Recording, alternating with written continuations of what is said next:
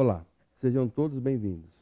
Eu sou o professor Mário Sérgio e começa agora o programa Esse é o Ponto, um programa do Centro de Educação, Filosofia e Teologia da Universidade Presbiteriana Mackenzie. Hoje nós trataremos do tema Ser confessional é ser radical? E para tratar desse tema está conosco aqui o Dr. Davi Charles Gomes. Ele tem PhD em Filosofia, em Concentração, em Epistemologia. Também é chanceler da Universidade Presbiteriana Mackenzie, atualmente pastor da Igreja Presbiteriana Paulistana há 7 anos e tem um ministério desenvolvido com a Igreja Presbiteriana do Brasil há quase 3 décadas. Doutor Davi, muito obrigado por estar aqui conosco. Professor Mário, é um prazer estar aqui e contribuir para esse tema, se assim pudermos. Ok. Doutor Davi, nós temos aqui uma primeira pergunta já que gostaríamos de fazer para o senhor explicar para nós um pouco sobre essa questão de confessionalidade e também a questão do radicalismo, Sim. ok? Doutor, muito se tem falado nos últimos tempos sobre extremismos religiosos, ideológicos e políticos. A expressão radicalização é usada especificamente nesses contextos. O que significa a expressão ser radical? O senhor poderia explicar para nós? Ótimo, excelente pergunta, porque já começa com a definição de termos, talvez a parte mais importante. Porque o termo radical ele tem sido usado de forma, não é univocal, é um pouco ambígua. Radicalização, por exemplo, que o senhor citou no final da pergunta, ela é usada para descrever, por exemplo, dentro do islamismo, aquela pessoa que, mediante radicalização, ela é radicalizada e ela se torna, então, um extremista e, eventualmente, se envolve com terrorismo. Ela é usado também como radicalização em outros contextos religiosos e no contexto político. Pessoas, às vezes, são radicalizadas pela vitimização. São conceitos que hoje, na sociologia e no nosso mundo moderno, são muito vigentes. Mas o problema é que o termo radical precisa ser definido com um pouco de clareza, porque ele tem sentidos múltiplos. Pelo menos 2 básicos, ou 2 campos semânticos onde ele vai ter significado e carregar ali o seu cache de sentido.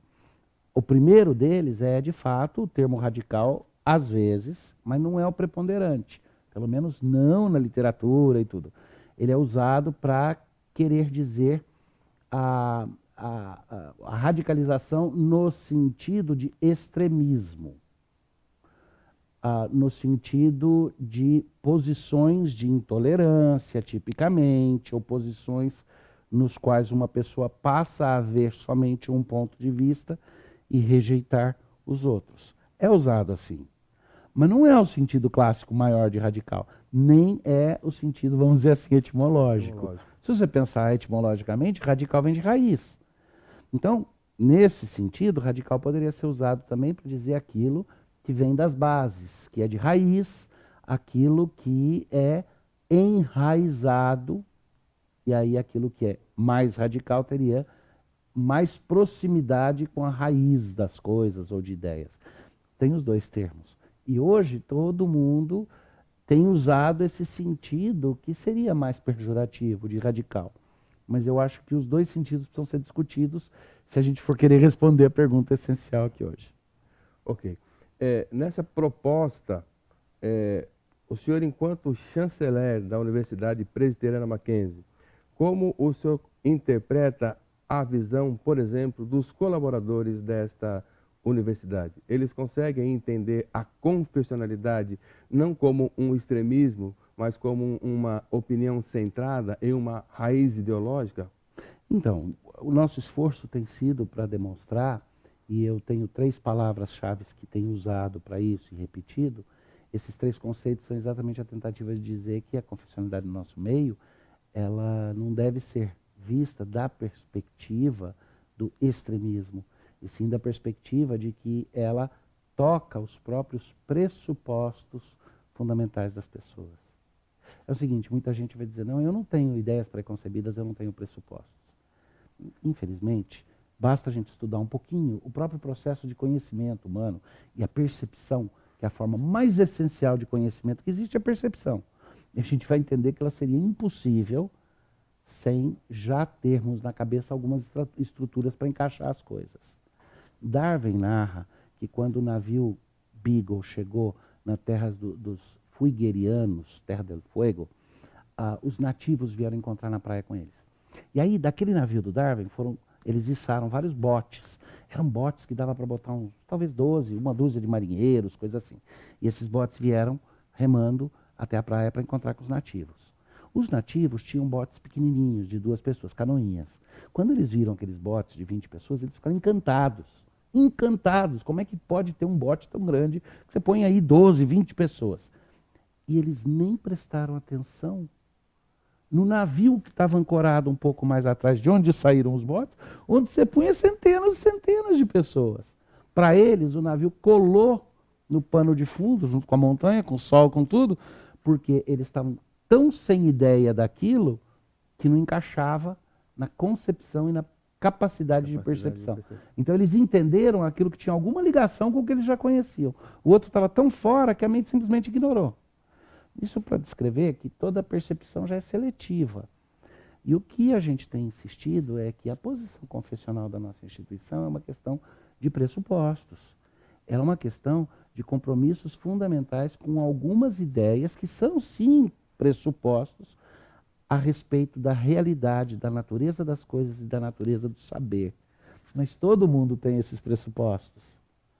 Quais são? Eu tenho insistido nas 3 palavras, elas são uma confessionalidade que seja permeante, que seja transversal, tá? Permeante no sentido de que, porque ela é uma questão de pressuposto, ela vai tocar em todas as áreas. E por isso ela é transversal também. Ela não diz tudo a respeito de tudo, mas ela diz algo a respeito de várias áreas. E ela é pressuposicional. Eles são os pressupostos. Nesse sentido, ela nunca vai ser um pacote pronto, com detalhamento. Ela vai ser aqueles fundamentos transcendentes que permitem todo o raciocínio subsequente. Essa é a chave, pensamento transcendente. Eu quero ver alguém desenvolver uma teoria do direito sem acreditar que um conceito como justiça exista como conceito transcendente. Reduz a justiça, o conceito de justiça, faz com que ele não seja, na sua cabeça, transcendente, ou seja, serve para todo mundo, e que ele seja particularizado, e eu quero ver que tipo de sistema legal você vai montar, se não que seja assim, metamorfose ambulante, né? Exemplo. Ok, podemos dizer então que a confessionalidade, obviamente, parte de um pressuposto ideológico para qualquer um, em qualquer área, em qualquer instituição. O nosso programa vai por um pequeno intervalo, daqui a pouco voltaremos.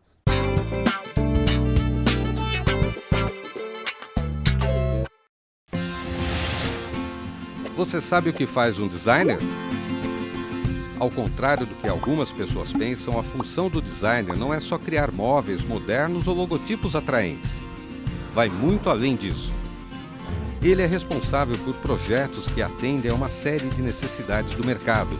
Ele cria produtos e máquinas, planeja ambientes, desenvolve processos e serviços, elabora comunicação visual para empresas, e essas são apenas algumas das possibilidades. Porque o designer é o grande responsável por criar soluções criativas e viáveis. Por isso, ele é fundamental em muitas empresas. A Universidade Mackenzie oferece um curso na área. Aqui você vai conhecer ferramentas, materiais e processos de design, fundamentos de matemática e física e princípios de empreendedorismo, entre outros assuntos. Além de participar ativamente de oficinas e da elaboração de projetos. Design é a carreira ideal para quem gosta de inovação e de unir técnica à criatividade. Mackenzie, formando gente que vai mudar o mundo.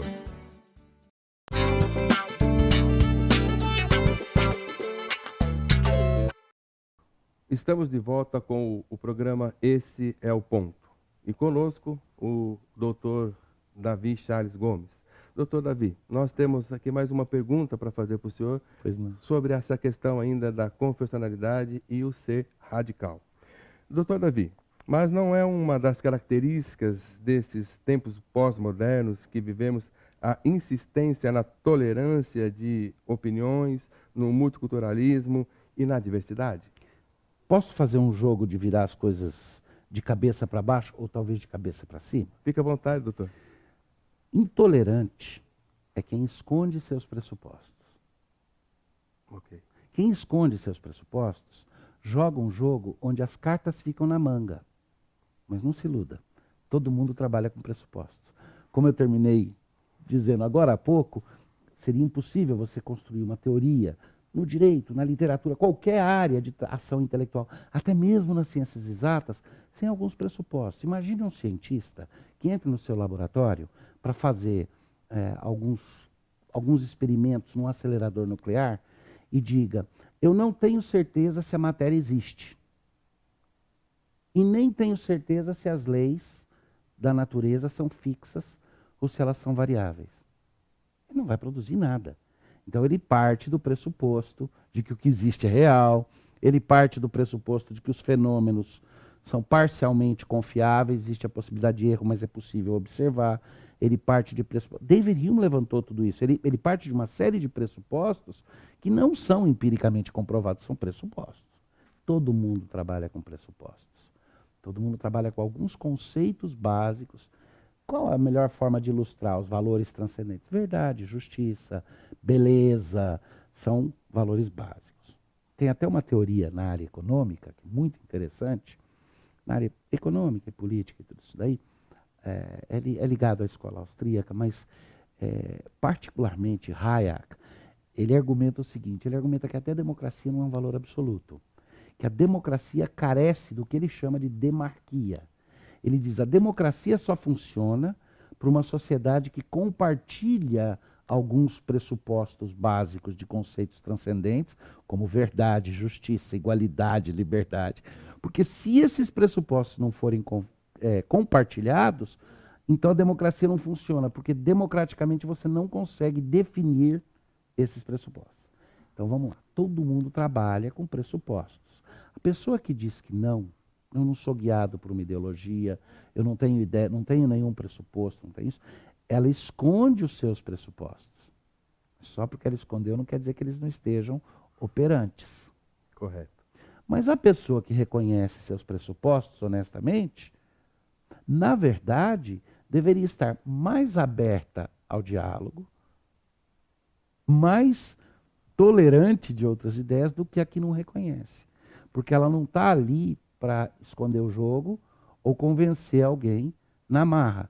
Ela está ali tranquila e confiante, dizendo, olha, eu acredito isto, porque eu vejo o mundo da seguinte maneira. E estou aberto para que você discorde de mim, e eu posso discordar de você, mas eu vou lutar para que você tenha o direito de manter suas opiniões. Só que o debate precisa ser aberto e franco. Então, nesse mundo de hoje, eu acho que é muito mais tolerante a gente fazer dessa maneira. Acho que, então, esse é o ponto, né? Está aberto para o diálogo. Com essa proposta, eu posso afirmar, então, que a universidade se declara confessional, aberta para o diálogo? Então, faz parte da confessionalidade intrínseca do Mackenzie, faz parte da nossa confissão de fé, a ideia de que o diálogo e o debate são caminhos bons e desejáveis para que nós cheguemos a uma conceituação melhor da verdade. É muito fácil explicar por que faz parte do nosso DNA. A confessionalidade do Mackenzie é a confessionalidade da Reforma Protestante. A Reforma Protestante iniciou um movimento que dizia que um valor maior do que o da autoridade é o da verdade. Aliás, dizia que a autoridade só é legitimada pela verdade. Então, uma autoridade labutando em erro perdeu o seu direito de exercer a sua autoridade. Quer algo mais propenso à abertura para o diálogo? Também na tradição protestante, que marca a nossa confessionalidade. A crença no livre exame das Escrituras. Eu mesmo, como pastor, prego do meu púlpito e falo, geralmente, muito comum. Eu começo dizendo assim, se o que eu disser fluir das Sagradas Escrituras, então ouçam. Mas comparem tudo o que eu disser com o que a sua consciência, à luz das Escrituras, acredita, E se me acharem em desacordo, não me escutem. Porque a autoridade maior é um livro, é a lei, é o lex rex. Então a confessionalidade do Mackenzie não gera fechamento, ela gera mais abertura. Só que ela exige honestidade. Ela não permite uma ideologização que negue seus princípios transcendentes, que procure de forma imanente uma mera luta de poder ou uma visão irada do universo. Tem implicações políticas em outras áreas também, mas isso fica para outra. Ok. O programa Esse é o Ponto volta já.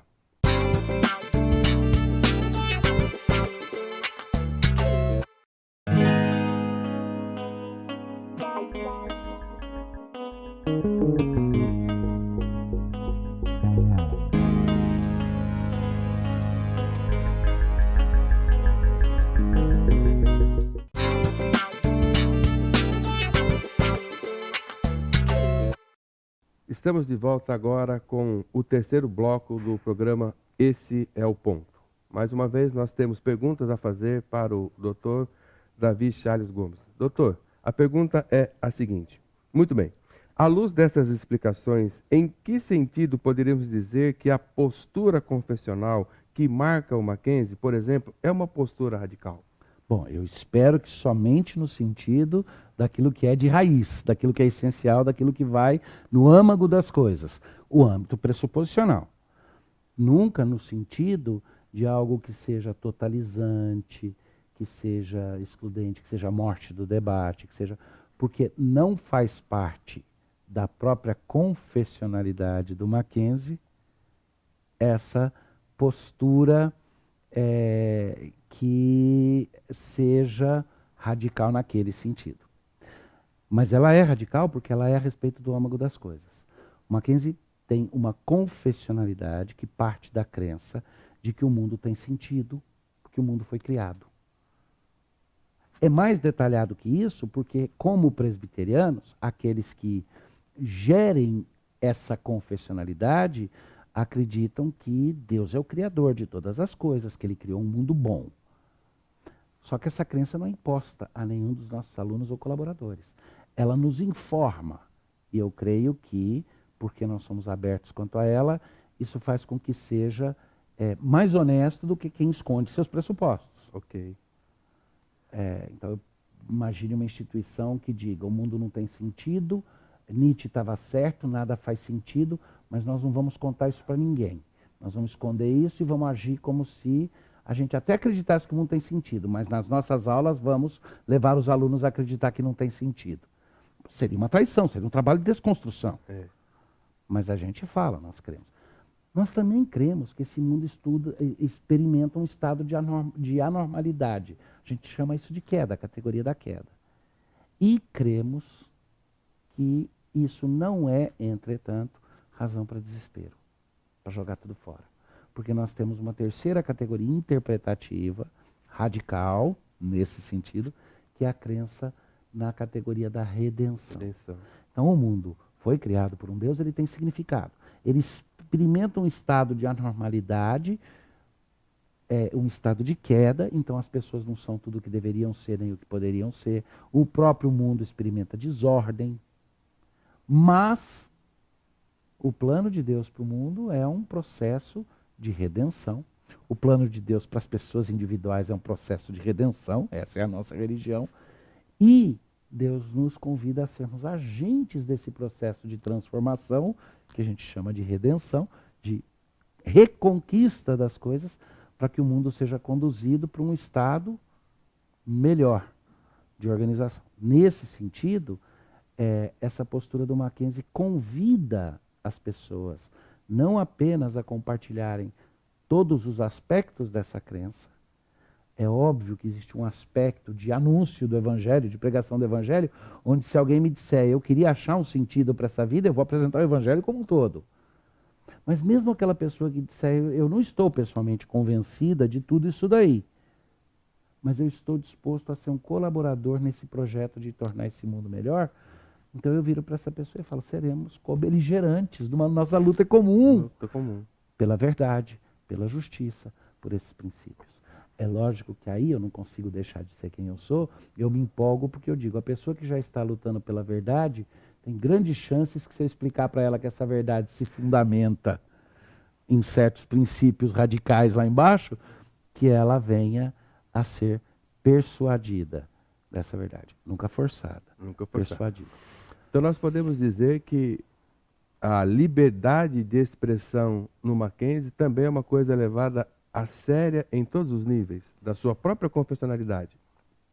Sim, a resposta curta, sim.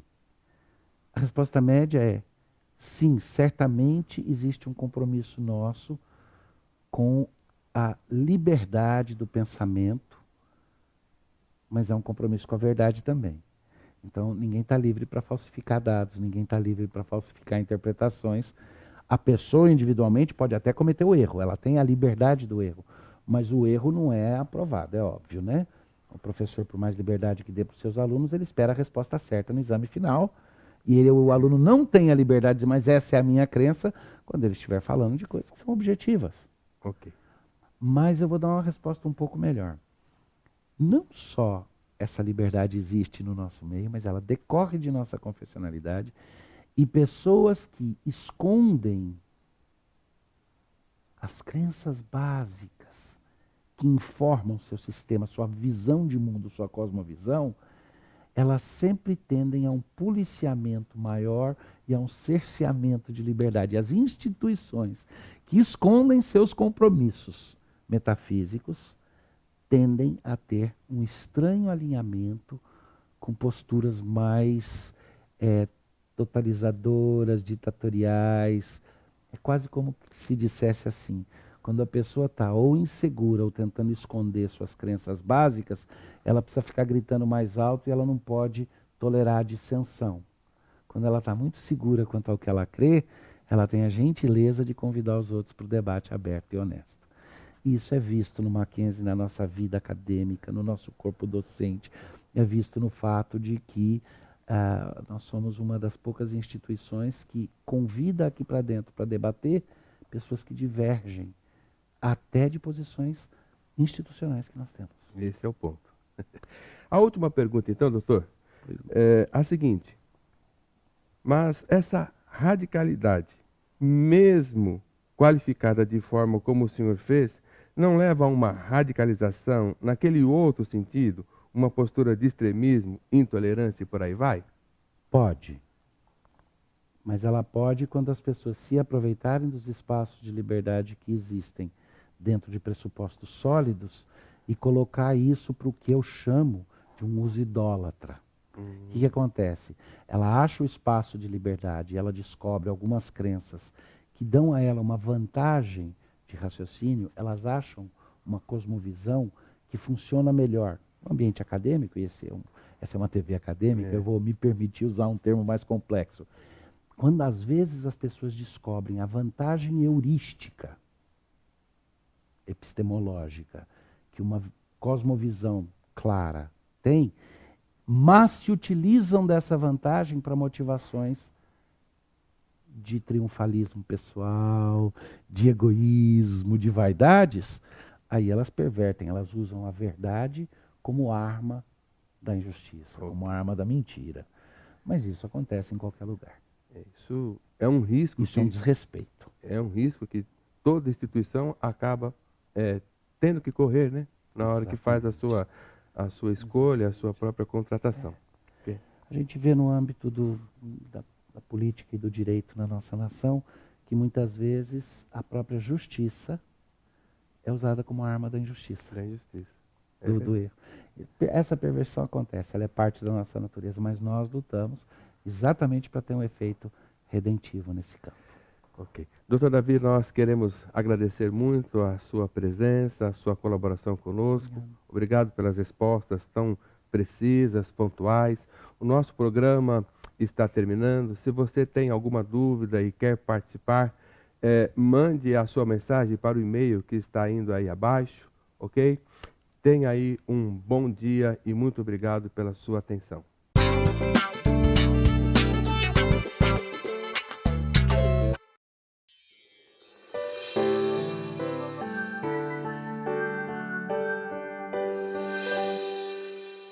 espírito de conhecimento e de temor do Senhor. Isaías 11, verso 2. É com esse lema que o Centro Presbiteriano de Pós-Graduação Andrew Jumper, desde 1982, oferece cursos em teologia para capacitar seus alunos em uma cosmovisão reformada, uma infraestrutura completa com professores residentes qualificados, renomados professores convidados e uma biblioteca com mais de 40 mil obras na área teológica.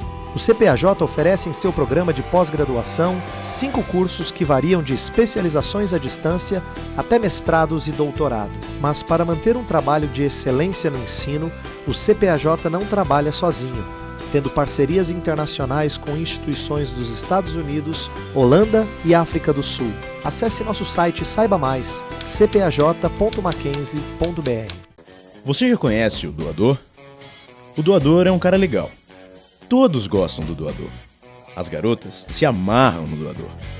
Mas o que é preciso para ser um doador? Veja que as únicas requisições são que você pese pelo menos 50 quilos. Não que você precise pesar muito mais do que isso, né, rapaz? Mas pelo menos isso. Que magreza é essa, menina? Ah, e se você fez uma tatuagem ou um piercing há menos de um ano, também não pode. É, gata, dessa vez não dá. Mas quem sabe no ano que vem, né? Dá pra ver que vocês estão na faixa entre 18 e 69 anos. E vontade e disposição não lhes falta. É disso que precisamos. Pois se apenas 4% da população decidisse ser doadora, poderíamos suprir todos os estoques. Daria até pra revezar. Por isso, junte-se a nós e descubra o poder que seu sangue pode ter na vida de outras pessoas. Porque um dia pra você pode render muitos outros pra alguém.